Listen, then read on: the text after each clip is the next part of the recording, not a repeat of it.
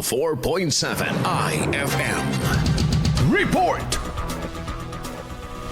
Sa kabila ng anunsyong pansamantalang pagpapasara sa Maples River sa Aguilar, Pangasinan, nakikitaan pa rin ang dagsa ng mga bisita at turista ang naturang paokpasyalan. Ayon sa nakapanayam na Aguilar SK officials ng IFM News Zikupan, mahigpit umano ang kanilang pagbabantay, bagamat mapilit din na pumasok ang mga bumibisita rito. Matatandaan na muling iginiit ng Department of Environment and Natural Resources o DNR nitong Pebrero lamang ang naturang kautusan dahilan ng pagkakatala ng mga insidenteng sunog, maging ang napansing mga basura sa kahabaan ng Maples River. Paalala sa publiko na ugaliing maging disiplinado upang hindi masira at patuloy na maprotektahan ang mga yamang kalikasan ng Pangasinan.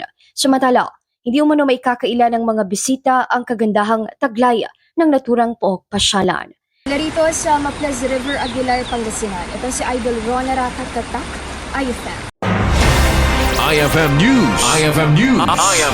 IFM News.